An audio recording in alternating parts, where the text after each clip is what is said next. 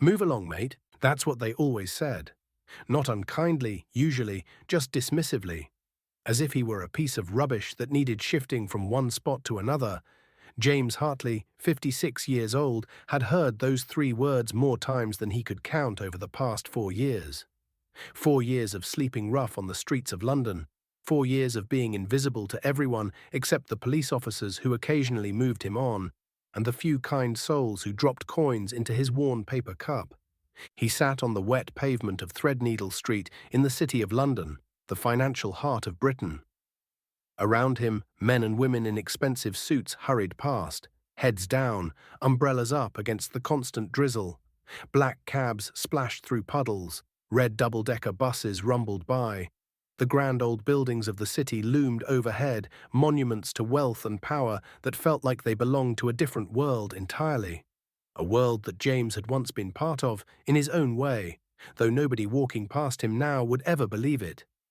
His clothes were layers upon layers, an old army surplus jacket, faded and torn at the cuffs. Two jumpers underneath, both donated from charity bins. Trousers that had once been smart, but were now stained and threadbare. His shoes, at least, were decent. Someone from a church had given him a proper pair of boots just last month, and he was grateful for them every single day. His face was weathered and lined, his beard grey and unkempt, his hair long and matted. He looked exactly like what people expected a rough sleeper to look like.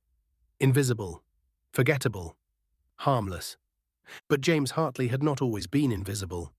Across the street, the Lloyd's Bank stood solid and imposing, its entrance flanked by pillars and guarded by security cameras. James had been sitting in this same spot, on and off, for nearly 6 months. He knew the rhythm of this street. He knew when the bank opened and when it closed.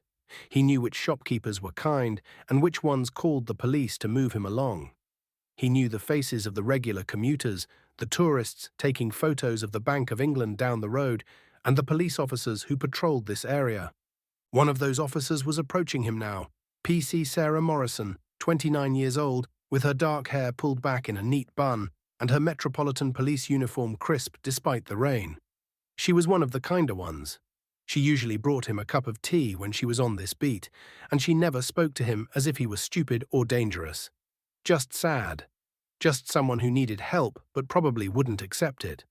"All right there, James," she said, crouching down so she was at his eye level. In her hand was a takeaway cup from the cafe 2 doors down. "Brought you a tea. 2 sugars, yeah?" "Ta, love," James said quietly, accepting the cup. His voice was rough from years of smoking and nights sleeping in the cold, but his accent was pure working-class London, the kind that had mostly been priced out of the city but still lingered in the older generations. "Very kind of you." "Listen, James," Sarah said gently, "I hate to ask, but would you mind moving along in about an hour? We've got some sort of event at the bank this afternoon. Big clients coming in. My sergeant's being a right pain about keeping the area clear. Don't want any complaints, you know how it is." James nodded. He knew exactly how it was. He was bad for business, bad for the image, a reminder of things people didn't want to think about. "No bother," he said. "I'll shift." Sarah smiled, relieved. "You're a good bloke, James, I mean that. Have you thought any more about that shelter I told you about? The one in Whitechapel? They've got beds, proper meals, even some counselling services." "I'll think about it," James said, the same thing he always said. He wouldn't go. He couldn't. Not yet. The walls closed in too tight. The noise was too much. The memories were too loud. Sarah stood up, brushing rain off her uniform. "Right then. Stay dry, yeah? And seriously, think about the shelter." She walked off, her radio crackling with some call or another. James sipped his tea and watched the people and the traffic and the endless grey sky. His mind, as it so often did, drifted backward.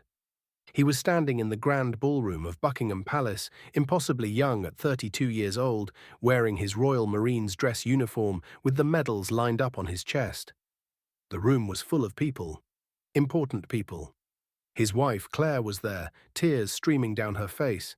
His daughter, Emma, just 8 years old, was staring at him with wide, amazed eyes. And then Her Majesty the Queen was standing in front of him, placing the Victoria Cross around his neck. the highest military honor in Britain, awarded for the most exceptional bravery in the face of the enemy.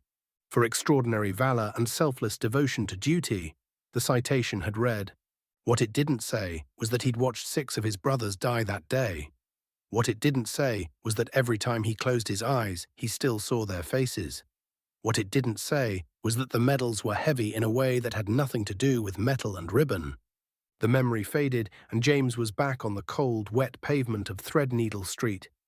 The rain soaking through his layers, the tea going lukewarm in his hands. That man in the palace, standing tall and proud, felt like someone else entirely. A ghost. A stranger. At 2:45 p.m., James noticed something that made him sit up a little straighter. A white van pulled up directly in front of the Lloyds Bank, blocking the normal flow of traffic. It was a commercial van, unmarked, the kind that plumbers or electricians might use. But something about the way it parked, abruptly and without regard for the other vehicles, felt wrong. James had spent 20 years in the Royal Marines. He'd done 3 tours in Afghanistan. He knew how operations worked. He knew how teams moved. 4 men got out of the van. They were all in dark clothing, unremarkable at first glance, but James noticed the way they moved, synchronized, purposeful. One of them glanced up at the security camera above the bank entrance and adjusted his hood to obscure his face. Another scanned the street, his eyes passing over James without a second thought, dismissing him as irrelevant. And then James saw the bags they were carrying. Sports bags, heavy ones. His pulse, which had been slow and steady, started to quicken. The 4 men walked into the bank. The door closed behind them. For a moment, everything seemed normal. People kept walking past, cars kept driving, the world carried on, oblivious. And then, from inside the bank, James heard shouting. A woman screamed. The sound was muffled by the thick glass and old stone walls, but it was unmistakable. James stood up, his joints protesting, his heart now hammering. He looked around. A few people on the street had noticed the commotion. A couple of pedestrians stopped and looked at the bank, confused. But nobody seemed to understand what was happening. James saw PC Sarah Morrison about 30 meters down the street, talking to a shop owner. He moved as quickly as his stiff legs would allow, crossing the road, dodging a black cab that honked angrily at him. "Sarah," he called out, his voice urgent. "Sarah." She turned, surprised to see him. "James? What's the matter?" "The bank," he said, breathing hard. 4 men. Just went in. They're armed. It's a robbery. You need to call it in now." Sarah's expression shifted from concern to something closer to pity. "James, mate, are you all right? Have you been drinking?" "I'm stone cold sober," James said, his voice firm. "I know what I saw. 4 men, coordinated entry, carrying bags, military movements. This is real, Sarah. You need to call armed response now." Sarah hesitated. She looked at the bank, then back at James. "James, I can't just call in armed response because you think you saw something. Do you understand how serious that is?" "I was a Royal Marine for 20 years, James said, his voice low and steady. "I know what an operation looks like. Please, Sarah, trust me." For a moment, Sarah looked torn. Then her radio crackled. "All units, we have a reported panic alarm activation at Lloyds Bank, Threadneedle Street. Repeat, panic alarm at Lloyds Bank. Units respond." Sarah's face went pale. She grabbed her radio. "This is PC Morrison. I'm on scene at Lloyds. Civilian witness reports possible armed robbery in progress. Request immediate armed response." The dispatcher's voice came back, clipped and professional. "Received. Armed response en route. ETA 15 minutes. Do not approach. Secure the perimeter." 15 minutes? In a hostage situation, 15 minutes was an eternity. Within moments, more police arrived. A Sergeant James didn't recognize took command, barking orders, setting up a cordon, moving pedestrians back. The white van was still parked in front of the bank, engine off, doors closed. Nobody had come out. James stood at the edge of the cordon, watching. He could see movement inside the bank through the large front windows. Shapes, people on the floor. One of the robbers, a tall man in a black balaclava, was standing near the door with what looked like a shotgun. Sarah came over to him, her face tight with stress. "James, you need to get back. This is a dangerous situation." "How many hostages?" James asked. "We don't know yet." Maybe 20 or more. There's a school group that was in there for some sort of financial literacy tour. Her voice cracked slightly. Kids, James. There are kids in there. James felt something shift inside him. A coldness, a focus. The same feeling he'd had in Helmand Province when everything had gone wrong and the only thing left to do was act. What's Armed Response's plan? He asked. I don't know, Sarah said. We wait for them to get here. We assess. We negotiate. That's how it works. James looked at the bank. He looked at the van. He looked at the narrow alley that ran down the side of the building. The kind of old Victorian service alley that most modern security systems forgot about. James, Sarah said, suddenly alarmed, what are you thinking? Don't do anything stupid. But James was already moving. He walked away from the cordon, not toward the bank, but down the street. Casual, just another rough sleeper shuffling along. Nobody stopped him. Nobody even looked at him. He turned the corner, then doubled back through a narrow passage between two buildings. He knew these streets. He'd slept in these alleys. He knew which doors were unlocked, which basements connected to which buildings, and where the old coal chutes and service entrances were hidden. The Lloyd's Bank was in a building that dated back to the 1890s. It had been modernized inside, but the bones of it were still Victorian. And Victorian buildings had ways in that modern security never thought to cover. James found what he was looking for at the back of the building, an old coal chute, half hidden behind a rusted metal grate. He pulled at the grate. It resisted, then came away with a screech of old metal. The chute was narrow and dark, but it led down into what had probably once been a coal cellar and was now some kind of storage or maintenance area. James took a deep breath. His hands were shaking, but not from fear. From memory. From the weight of what he was about to do. He climbed into the chute and lowered himself down. Inside the bank, the scene was chaos held in check by terror. 23 people lay on the floor, hands on their heads. Among them were 12 schoolchildren, aged about 14 or 15, part of a class trip from a comprehensive school in East London. Their teacher, a young woman named Miss Patel, was trying to keep them calm, whispering to them that everything would be all right, even though her own voice was shaking. The 4 robbers moved with military precision. The leader, a man in his late 30s with cold eyes visible through his balaclava, stood near the front door with a sawn-off shotgun. 2 others were at the counter, forcing the terrified bank employees to open the safe. The 4th was watching the hostages, a handgun held loosely in his grip. Nobody move, the leader said, his voice flat and authoritative. Nobody does anything stupid and nobody gets hurt. We're professionals. This is just business. One of the schoolchildren, a boy, started crying quietly. Miss Patel reached out and squeezed his shoulder. In the basement, James emerged from the coal chute into a dark storage room filled with old furniture and boxes. He moved carefully, quietly, his eyes adjusting to the dim light. He found a door. It was locked, but the lock was old. He took a thin piece of metal from his pocket, a makeshift tool he'd learned to carry during his years on the street, and worked the lock until it clicked open. He was in a corridor now, maintenance access. He could hear voices above him, muffled by the floor. He found a stairwell and climbed slowly, each step careful and deliberate. The memories came flooding back. Not the palace, not the medals, but Helmand, the compound, the ambush, the screams. He pushed them away. Not now, not here. These people needed him now. At the top of the stairs was another door. Through a small window, he could see into the main banking hall. He could see the hostages on the floor. He could see the robbers. He assessed the situation the way he'd been trained to do 2 decades ago. 4 hostiles, 3 armed with firearms, 1 possibly with just a knife or baton. 23 hostages, mostly civilians, 12 children. Limited exits. Hostiles distracted by the safe. 1 hostile watching the hostages, but not with full attention. James's mind calculated angles, timing, risks. He was unarmed. He was 56 years old. He was out of practice. But he'd been in worse situations. And this time, he wasn't going to freeze. This time, he wasn't going to lose anyone. He opened the door and stepped into the banking hall.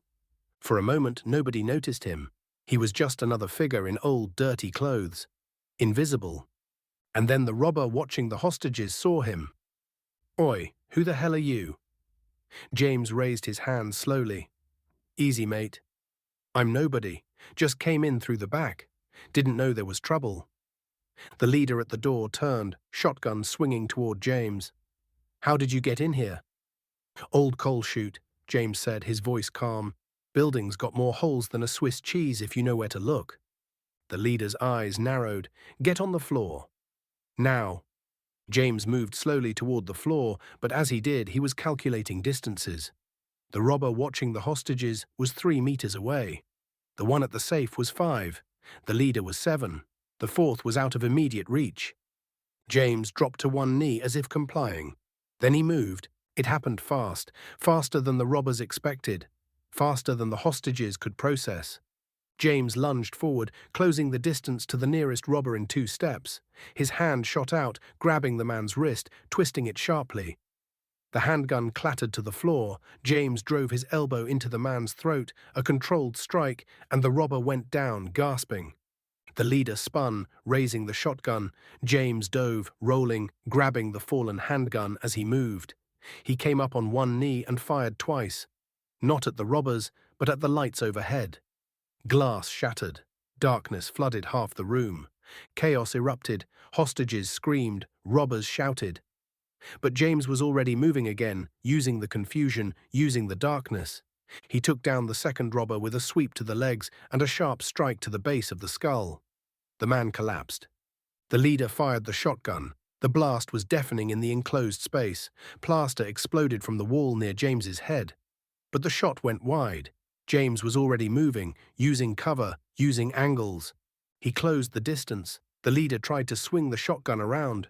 James grabbed the barrel, wrenched it upward, and drove his knee into the man's stomach. The leader doubled over. James twisted the shotgun away and brought the stock down on the back of the man's head. The leader crumpled.